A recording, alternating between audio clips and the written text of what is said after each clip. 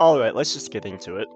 Even though the title of the video is negative, Honkai Star Rail is still currently my favorite gacha game to play, and even with all its faults and controversies, the core gameplay and overall world building is satisfying and fulfilling enough for me to keep logging back in daily.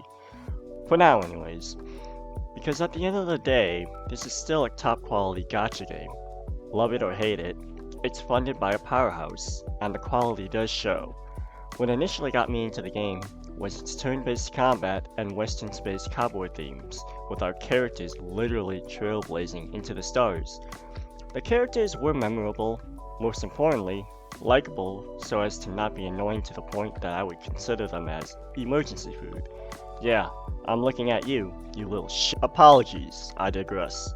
From the starting stage of the Herder space station, to the amazing frigid world of Belobog, to the Sianja Lafu that a lot of people consider to be one of the weakest planets we visited, to the dream planet Penacony, and finally to the mythological world of Emphorius.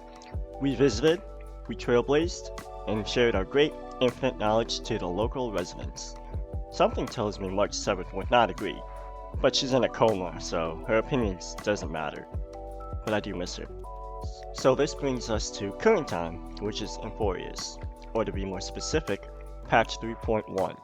Now, HSR is a gacha game created by a small studio called MiHoYo. I'm sure since you're watching this video, you know they are the creators of the bestest open world gacha game called Breath of the Wild, Genshin Impact. And while I haven't played a lot of it, I've actually only just completed the Liu story arc. I'm well aware of what's been happening over on the dark side. Don't fret, Genshin Impact stands.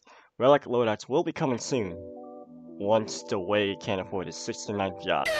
Honkai has had plenty of controversies and issues leading up to current time, from the endless zapping and black screening during major plot points, to the oppressive, inevitable power creep that makes previous characters feel like they belong in a retirement home. Could I trouble you for a glass of warm milk? It helps put me to sleep. You could trouble me for a warm glass of shut the hell up. Now you will go to sleep, or I will put you to sleep. All the way up to the alleged kit that Castris may or may not have that will put baby Violet to sleep forever. Since we're on this topic, I think it's best that I talk about the elephant in the room, or rather the dragon. Look, I'm not stupid. I'm not going to confirm what I'm about to say as fact, but rather, I'm going to talk about a dream that I had that happens to involve a certain purple-haired Kudere and her oversized pet bearded dragon. In my dream, this flowery, sleepwalking menace happens to have an ability that allows severely weakened allies to snuggle up in a cocoon if they receive too many Twitter hate threads. However, if they received any base comments, they will pick themselves up as if nothing happened to them. Yep, this oddly specific lucid dream occurred and is in no way representative of reality. With that in mind, I should probably stop taking so many gummy fairies before going to bed. So why is this dream, or rather nightmare, an issue? Well, my intelligent fellow gambling gremlins, I'm so happy that you asked. The problem is that while the dream was short and brief and barely an inconvenience to my sleep, I had multiple similar dreams afterwards that progressively got worse each time. Specifically, there were 3 more dreams that I had that broke me into a cold sweat. The last dream, which involved King Arthur of all people, was by far the worst. I love King Arthur, but her passive made me want to drink from the Holy Grail itself. And this is where the metaphorical phrase, the last straw that broke the camel's back, comes into play. The game is at the point where I feel like the more I give to it, both money and time, the more that Honkai Star Rail takes from me. And then takes me out back, beats the ever living crap out of me, steals my wallet, and then blames me for being stupid and greedy, all while crying on stage with a victim complex. And the sad part is, I'm still enjoying my time with the game, even with all the current issues, albeit at a lesser extent. I may just be a masochist, but the core gameplay and the world is just so satisfying and fulfilling that it's hard for me to outright quit the game. The updates and events, however, are far inferior compared to the ones spanning back to year 1. Yes, I'm talking about Ethereum Wars. Where the heck is the sequel? You're definitely getting less in terms of quality each patch, Just look at 3.0. It was by far the most underwhelming in terms of content out of all three major patches. A great example is the exclusions of companion missions. Where the heck did they go? An argument could be made that those missions were put into the main story instead. However, it's been to the story's detriment.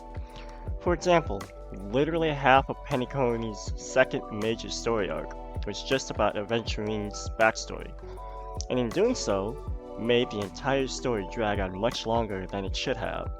Instead of it being a quick fun 5 to 6 hours of gallivanting through Pennyconey, it became a 10 to 12 hour slog stuffed with filler backstory and the infamous yapping. From my memory, his part in the story was significantly longer than Acheron's, who most people would agree was more interesting than a former slave turned into a literal gambling god. This story arc single-handedly made me start questioning the quality of the game's story and created animosity toward the game itself. It felt like the game was starting to disrespect my time and, quite frankly, my intelligence, because it was becoming a tell but don't show kind of plotline. But I'll admit the reveal of Jade was kinda cool. My point is, while I agree with the importance of learning about new characters, the way it's been handled recently is one of the reasons the recent main Trailblazer quest has been criticized so heavily. The characters in Inferius are unremarkable and severely inferior compared to the previous characters we were introduced to in the previous planets. I don't care about the sociopathic dictator Aglaya because she hasn't given me a reason to. Literally her purpose in the story was to give the threat of eliminating us if we didn't follow her orders. Compared to Bronya's and Sunday's power struggles, Aglaya's murderous intent comes off as tacky. Maida is just a brooding warrior with daddy issues. Ironically enough, Blade has more depth than this supposed Greek champion. And yes, Blade's character superiority is obtainable. The triplets, while more likable than the other characters previously mentioned in Amphorius, are too silly for what is going on in that world at the current time. And don't even get me started with their E1 and that can of worms. I might actually go Break your Nico kneecaps. and I will admit this is just my opinion, but I'm sure you would agree that the story overall has been lacking as of late. Which is sad because I used to actually love both the story itself and how it was told. Now, I'm just begging for a skip button. Now, on to my last topic of the video. The gacha system, or specifically, the 3 premium character rerun banners running during the same update. And while it hasn't gotten as bad as Genshin Impact's patch 5.3 Phase 1 banner that released with 2 premium banner characters, those being Malvarika and Sitlali, the sentiment against it is very similar.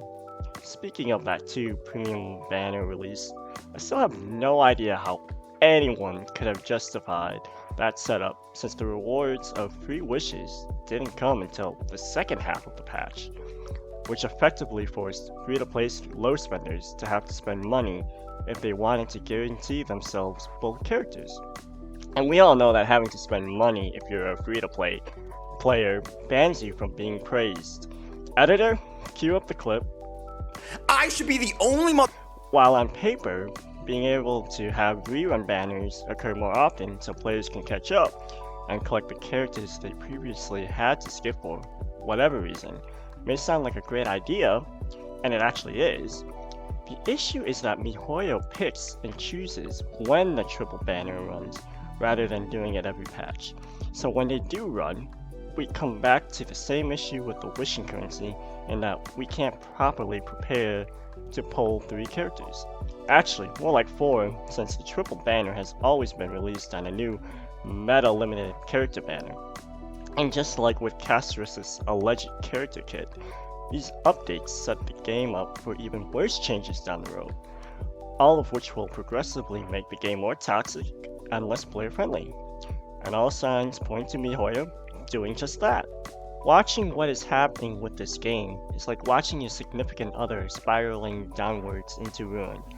It started off as being caring, loving, and appreciative, but after meeting with their toxic father, MiHoYo, so many times, they've become lethargic entitled and outright bratty to the point that your own well-being is starting to crumble under their constant demands for attention and unnecessary expenditures to satisfy their fancy lifestyle. I think most of us can agree that the direction and the health of the game will be dictated solely on what is revealed about Castris in the upcoming livestream, and all eyes will be focused intensely on it. For a lot of CCs, this will be the straw that breaks the camel's back, and it definitely will be for me.